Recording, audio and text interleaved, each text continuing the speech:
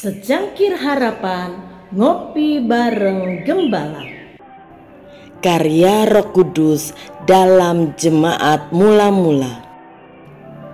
Jemaat Mula-Mula terbentuk dari 120 orang percaya yang lebih awal, ditambahkan dengan 3.000 orang yang bertobat dari khotbah Pentakosta Petrus.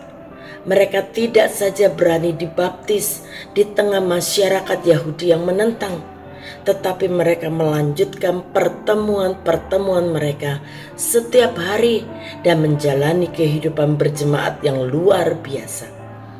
Jelas gereja mula-mula ini belum sempurna dan belum matang, tetapi telah melakukan hal-hal yang menyenangkan hati Tuhan, dan firman Tuhan mengatakan, dan mereka disukai semua orang, dan tiap-tiap hari Tuhan menambah jumlah mereka dengan orang yang diselamatkan.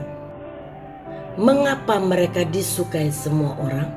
Karena jemaat mula-mula memiliki cara hidup yang begitu luar biasa, sehingga mereka menunjukkan kualitas hidup yang berbeda sekalipun mereka berada di tengah situasi yang tidak baik dan penuh dengan tekanan. Kisah Para Rasul pasal 2 mencatat, mereka bertekun dalam pengajaran rasul-rasul dan dalam persekutuan, dan mereka selalu berkumpul untuk memecahkan roti dan berdoa. Dan semua orang yang telah menjadi percaya tetap bersatu, dan segala kepunyaan mereka adalah kepunyaan bersama. Dan selalu ada dari mereka yang menjual harta miliknya, lalu membagi-bagikannya kepada semua orang sesuai dengan keperluan masing-masing. Dengan bertekun dan dengan sehati mereka berkumpul tiap-tiap hari dalam bait Tuhan. Mereka memecahkan roti di rumah masing-masing secara bergilir dan makan bersama-sama dengan gembira dan dengan tulus hati sambil memuji Tuhan.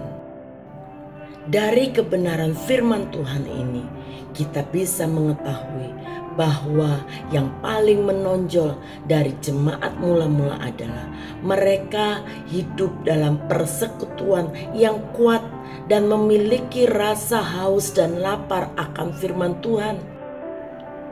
Tiap-tiap hari mereka mengadakan persekutuan di dalam bait Tuhan, dan mereka bertekun dalam persekutuan dan dalam pengajaran para rasul.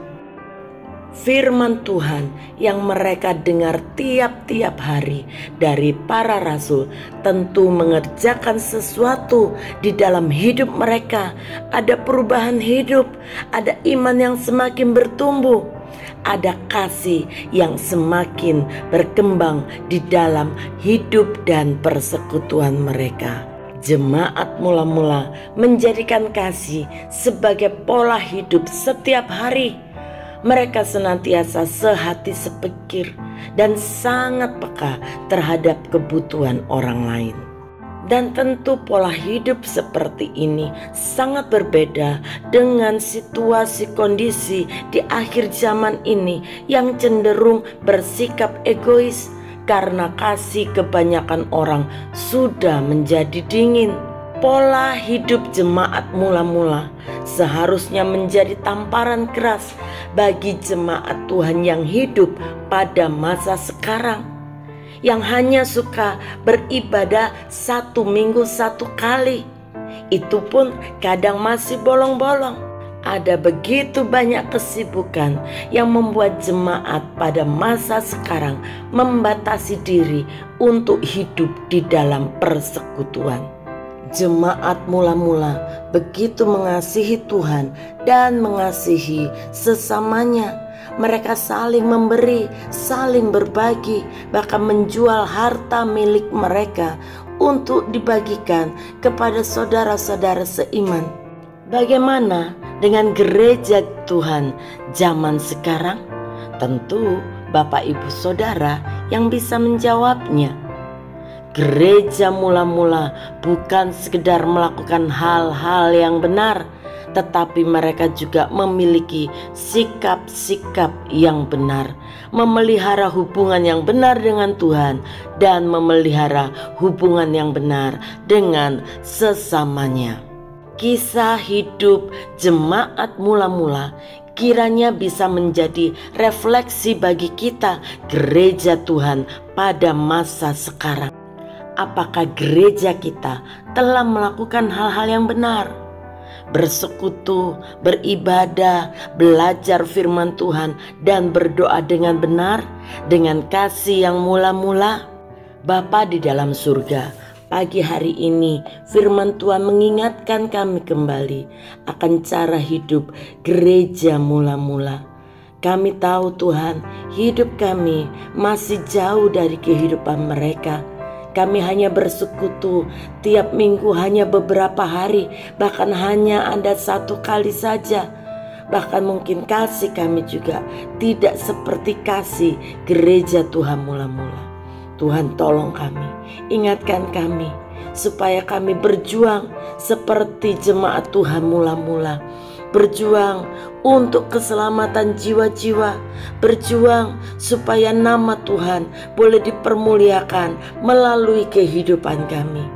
Kerjakan seluruh hidup kami agar hidup kami jemaat Tuhan pada zaman sekarang ini boleh semakin hari semakin menyukakan, menyenangkan hati Tuhan dalam persekutuan yang benar, dalam kasih yang mula-mula, kasih kepada Tuhan dan kasih kepada sesama.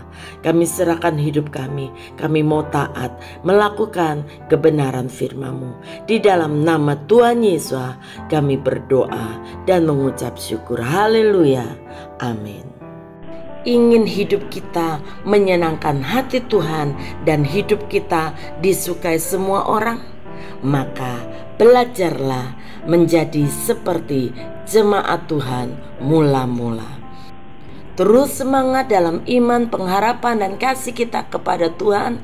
Tuhan Yesus memberkati.